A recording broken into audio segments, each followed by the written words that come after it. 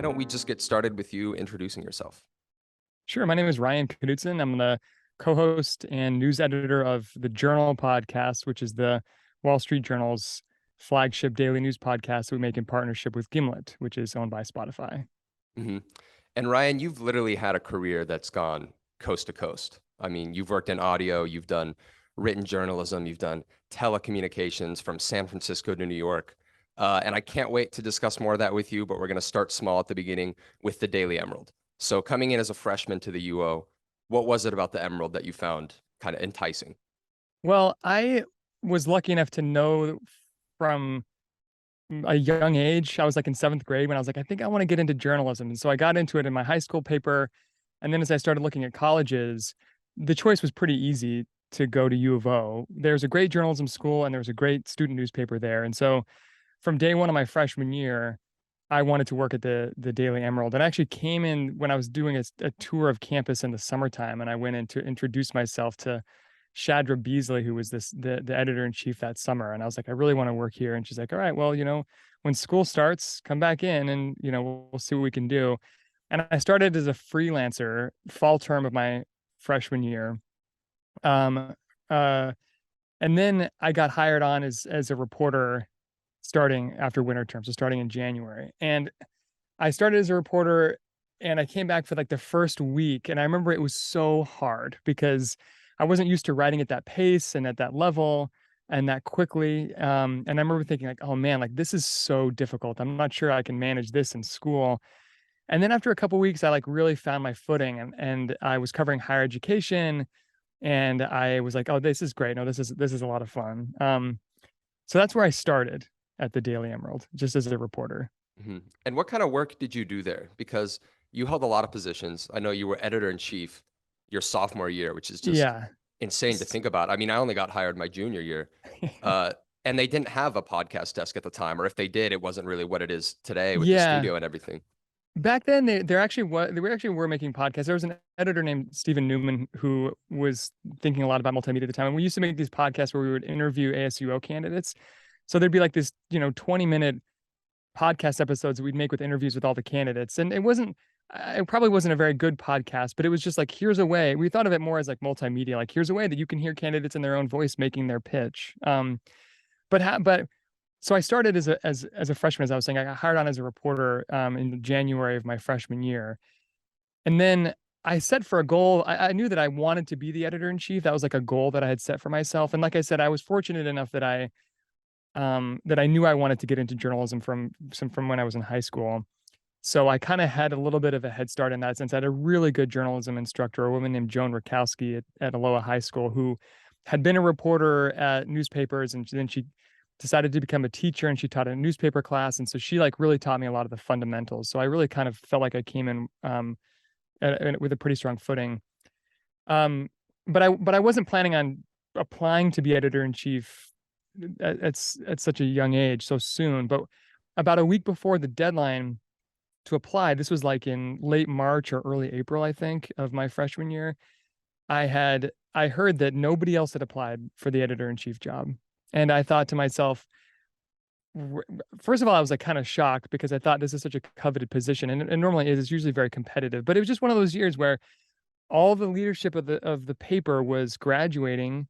And there was a bit of a gap. There was like, people that were in their junior year heading into their senior year weren't as interested in the position. I thought, well, if nobody's applying, like I want to be the editor. I don't quite feel like I'm ready to be the editor, but hey, maybe I should just apply and go for it. I mean, you never know what might happen my junior year or senior year. It might get very competitive and I might not get hired. So if like Mhm. if there's a window right now, if there's a little opportunity, like maybe I should go for it. And so I decided to apply.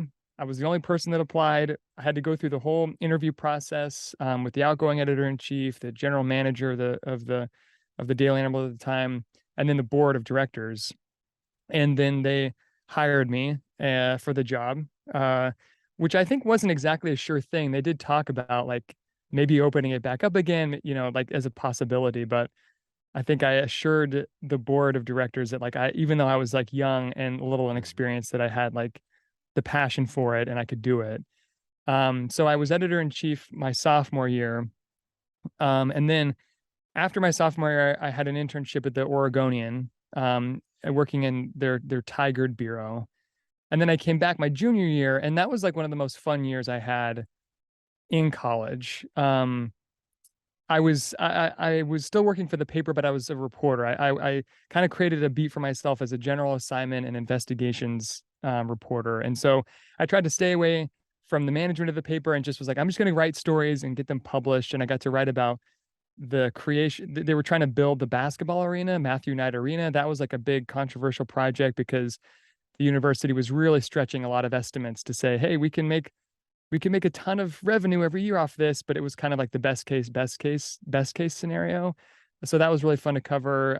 Did some stories about the um the Department of Public Safety at U of O, which is now a police department. But some of like they weren't there was did a story on some of the training that they were getting and lack of training that they were getting. So I did that my junior year, and then my senior year, I came back as a news editor for a little bit of time, and then left at the I think around the my fall term of my senior year, and then I did an internship in the second half of the year at Oregon Public Broadcasting, on the show Think Out Loud. Hmm. So that was kind of my path through college. I also did the Ghana program between my junior and senior year, in Ghana with Leslie Steves. Okay, so is that kind of that fake it till you make it mentality something that you've attacked throughout your career? Because, I mean, editor in chief sophomore year, I mean, there's pictures of you out there recording in closets, and now you're in a New York studio for a major publication. Just how do you get from the proverbial studio closet to New York City Wall Street Journal? Well, I mean, I think yeah, there's definitely, I mean, the fake it till you make it is definitely saying, I think just like having confidence in yourself and believing in yourself and knowing, I think one of the things that's so great about the Oregon Daily Emerald and about student journalism is it gives you an opportunity to test yourself and to see, it was really hard in the beginning. Like I said, when I started, in January of my freshman year, I actually, not too long ago, I went back and I looked up and I saw like I had emailed my mom and I was like, I don't know that I can stay a reporter at the paper because it's just like it's too much with school and it's so difficult. But then, I kept going, and then I was like, oh no, I can handle this. And so I think there can be a lot of fear in taking something that you don't quite feel like you're ready for, but just having faith in one's ability to learn and to be humble and to ask questions and realize that it is going to be scary and it's going to be hard, but you can you can figure it out. And I think the fake it till you make it thing, I feel like it's you don't want to actually fake what you don't know. I think the best thing to do is to try to say, I want to do this. I believe that I can do this, but I need to ask for help right now, or and to try to not like actually pretend that you know what you're doing in case if you actually don't, you should just try to get help. Definitely. All right, let's get into some of the work you're doing now. Co-hosting the Journal podcast, which is a Gimlet and Wall Street Journal production. I have long held that podcasting is superior to written journalism, and it's definitely biased because I'm a podcaster, but I feel like Uh-huh.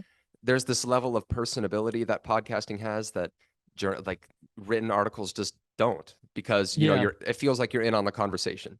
There's less definitely. of that barrier. Yeah. But you've done work in both, so I'm just interested to hear your take on kind of if you could compare the two, what's better, what's worse about each Yeah, form. absolutely. So I started out as a print reporter. I love reporting. I love having a curiosity, chasing that down, asking people questions, figuring something out, and then being the first person to go back and tell everybody about it. Like there was nothing more satisfying than getting like a scoop or just having a big story and seeing it out there. And then I got an internship at Oregon Public Broadcasting, which is the NPR affiliate in Portland, of course, as everybody knows. And I didn't have any radio experience at the time. In college, I did a documentary emphasis. So I'd been working a lot with documentaries. I also just love consuming documentaries. And I tried to educate myself on multimedia by taking classes on photography and stuff like that. But I hadn't done any radio before. But I applied for this internship and I got it. And it was such an eye-opening experience. I loved it. I was doing radio reporting. It was I had two internships at OPB. The first one was on the show Think Out Loud, and then the second one, which came several months later, was doing radio reporting.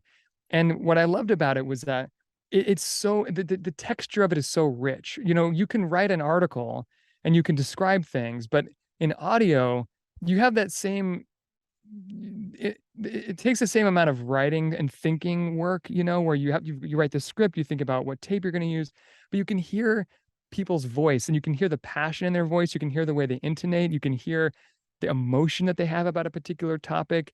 You can just get a little bit of sound of them in a place. And they say that radio and that audio is one of the most visual mediums, because if someone is describing a scene to you and you're hearing a little bit of sound there, let's say you're talking about how, oh, we're walking through the park right now and it's a beautiful fall day and it's a blue sky and the leaves are crunching beneath our feet, and maybe you hear a little bit of the wind rustling and the leaves crunching. Like, you have an immediate image of what that day looks like in your mind, and it's just a reflex as a listener. And so I was immediately hooked at that point, and I thought, I really, really want to have a career in audio. But the momentum of my career at that point was all in the direction of print. And so I stayed in that direction, but then I had a unexpected pivot where I had an opportunity to work at PBS Frontline and make documentaries. So I did that for 3 years. And then I went to the Wall Street Journal where I covered telecom, back to print.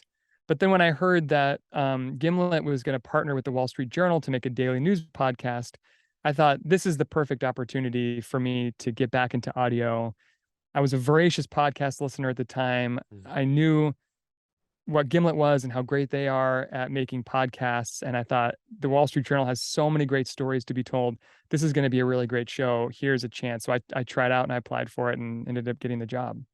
And you guys cover a wide range of stuff. It's not just a finance podcast. You guys talk about business, social media. You've covered things like the Elon Musk buyout of Twitter and all the fallout from that, the crypto market and everything that's happening there. And you do it every day of the week, with Yes. exceptions of, the weekends. How do Yeah. you keep from getting burnt out? Well, I mean, the pace is very intense, but fortunately we have a really, really terrific team. And sometimes I'm actually kind of just amazed to sit back and, like, in awe of the process.